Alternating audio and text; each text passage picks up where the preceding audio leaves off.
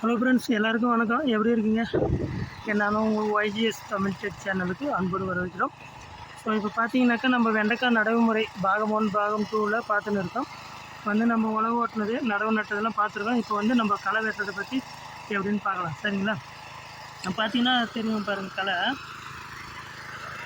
செடி களை முளைச்சிருக்குது. நம்ம நட்டு ஒரு 20 நாள் ஆயிடுச்சு. இப்போ ஃபஸ்ட்டு களை எடுக்கிறோம். நம்ம உங்களுக்கு சொன்னேன் இல்லையா, 3 பிளேடு போட்டு நம்ம உழவு ஓட்டினா ஒரு பிளேடு கழட்டிட்டு ஓட்டலான்னு, பவர் வீடில் ஓட்டுறதுக்கு. அது மாதிரி தான். ஸோ எல்லாம் வீட்டில் யாரும் இல்லை, அலுவலுக்கு போயிருந்தனால நானே தான் வீடியோ எடுக்கிறேன். ஸோ ஓட்டுறது நம்மளால் வீடியோ எடுக்க முடியல. ஓட்டியிருக்கேன் பாருங்கள், பார்த்தீங்களா? இதெல்லாம் ஓட்டுனது பாருங்கள், எல்லாம் பவர் வீடில் ஓட்டினது தான் பாருங்கள். நம்ம சென்டரில் இதில் மட்டும்தான் கொத்துப்போம். இதுலேருந்து அப்படியே நேராக நம்ம கொத்த போகிறோம். அந்த குறை கொஞ்சம் ஓட்டாமல் இருக்குது, இதெல்லாம் ஓட்டிடுச்சு. ஓகேவா ஃப்ரெண்ட்ஸ்? இப்போ பார்த்தீங்கன்னா பாருங்கள், ஒரு பவர் வீடரில் காட்டுறோம் பாருங்கள். 2 பிளேடு தான் இருக்குது. சரிங்களா? மிஷின் ஆனில் இருக்கிறதுனால சவுண்ட் அதிகமாக வருது. இந்த 2 பிளேடு தான். நம்ம 3 பிளேடு போட்டுப்போம்.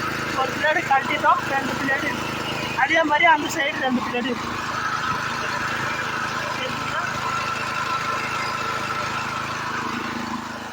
இந்த மாதிரி தான். இப்போ இந்த பக்கம் 2 பிளேடு, இந்த பக்கம் 2 பிளேடு செட்டு. அது நம்ம கழட்ட முடியாது, ஒரு பிளேடு கழட்டி போட முடியாது.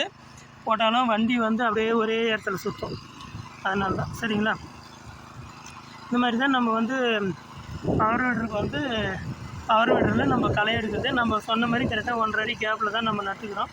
1 அடி 3/4 அடி ஓட்டி நடுவாங்க வெண்டை. நம்ம பவர் வீடரில் ஓடுறதுனால நம்மளுக்கு இப்போ இதை ஓட்டிட்டு நம்ம 30 நாளைக்கு மேலே கலப்பு உரம் வச்சோம்னா மீன் அம்மியில் ரெடி பண்ணி வச்சுக்கிது. அது இன்னும் 5 நாள் ஆகும் ரெடி ஆகிறதுக்கு.